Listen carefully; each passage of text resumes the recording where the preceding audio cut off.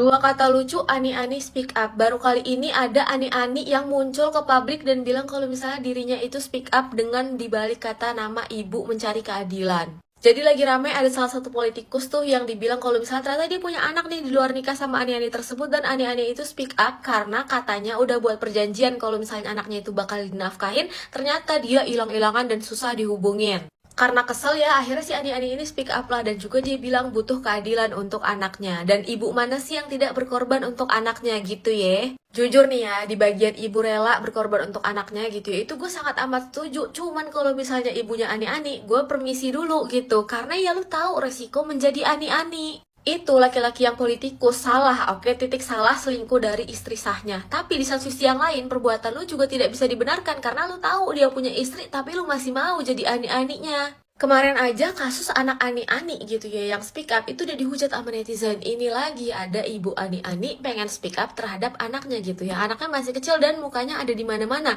Itu jejak digital bahaya kata gua. Kata gue sih jangan lo up muka anak lo, apalagi nggak disensor gitu ya. Karena mau gimana pun itu salah lo juga gitu kan. Lo mau minta keadilan saat ini dimana lo melakukan mau sama mau dan lo tahu dia punya istri. Susah kata gue.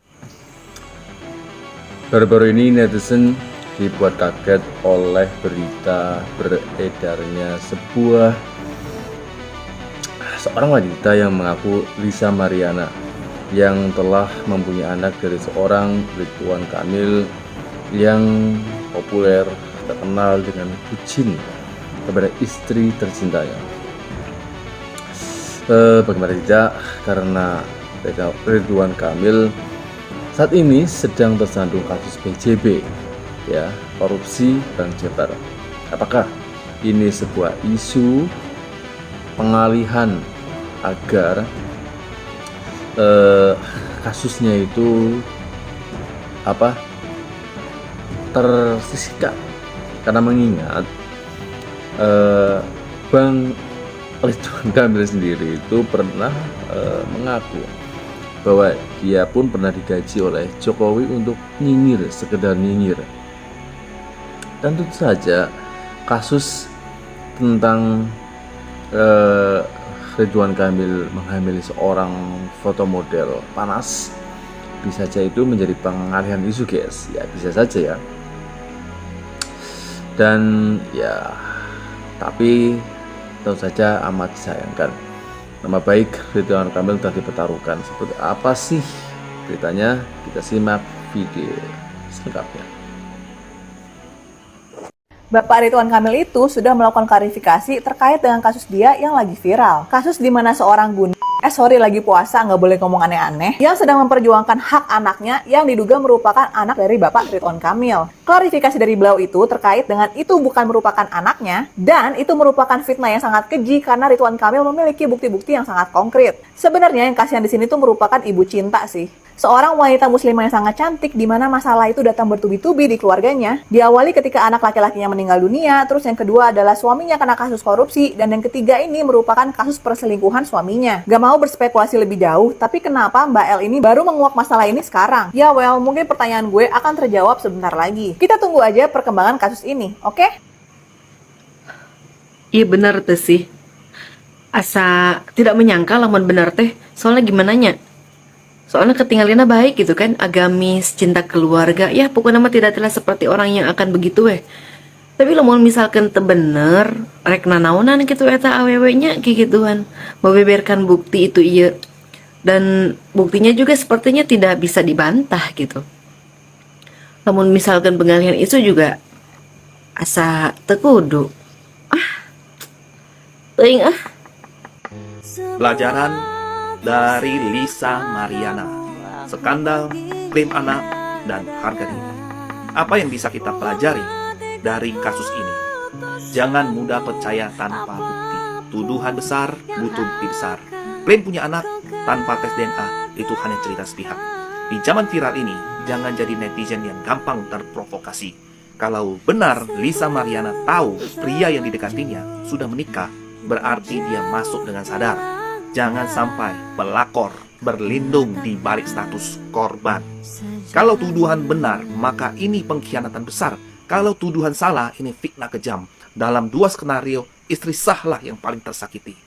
Jika memang ada klaim anak, jalurnya jelas, tes DNA. Kalau benar, ada tanggung jawab. Kalau salah, ada harga yang harus dibayar.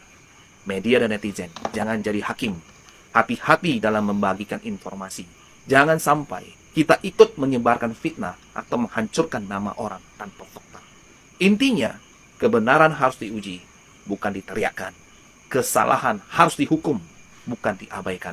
Dan kehormatan harus dijaga, bukan dijual demi viral semata. Lisa Mariana tidak banyak bereaksi setelah Ridwan Kamil memberikan klarifikasi. Namun, ancaman hukum dari Ridwan Kamil ditanggapi serius oleh Lisa. Bahkan sebelum klarifikasi itu dirilis, Lisa sudah menghubungi Sunan Kalijaga. Pagi tadi jam 9.36, saya bicara lewat telepon dengan Lisa, tulis Sunan Kalijaga.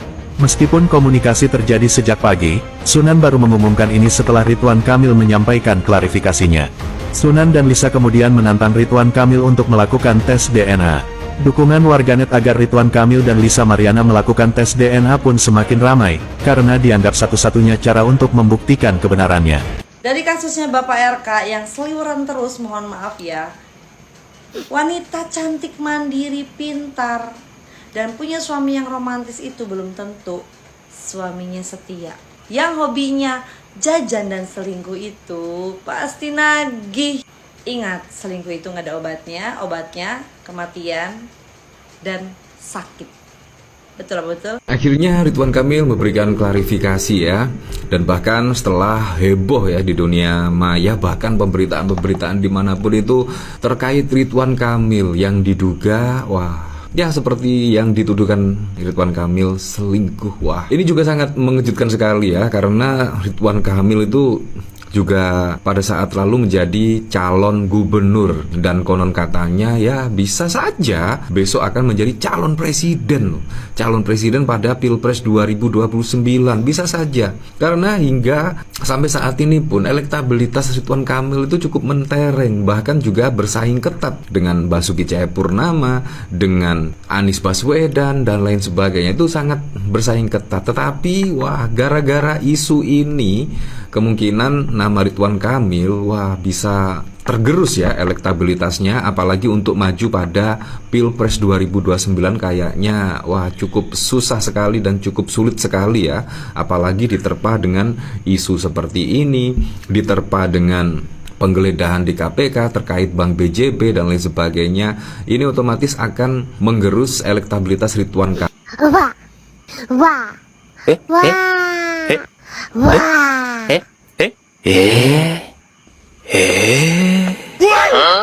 Ridwan Kamil memang tidak normal.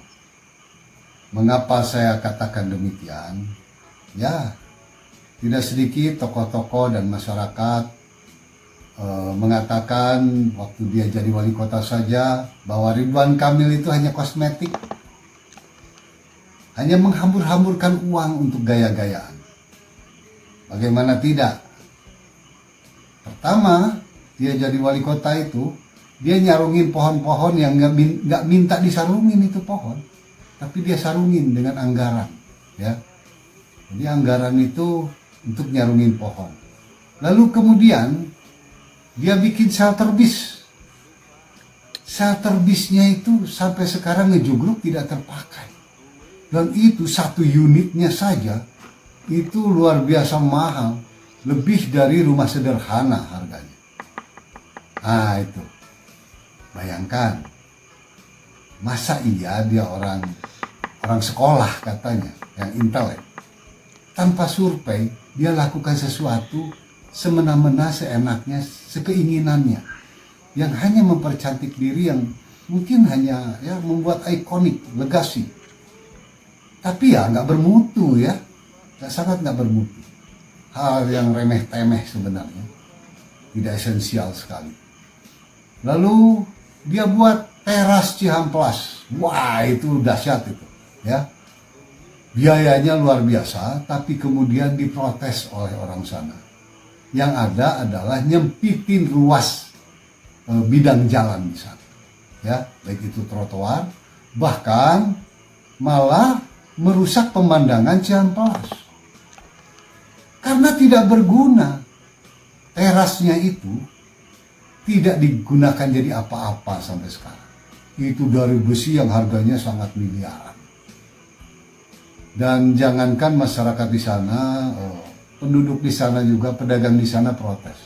Ya, apa yang dilakukan Ridwan Kamil ini hanya merusak, mubazir, ya, merusak pemandangan dan menghalangi jalan ruas trotoar.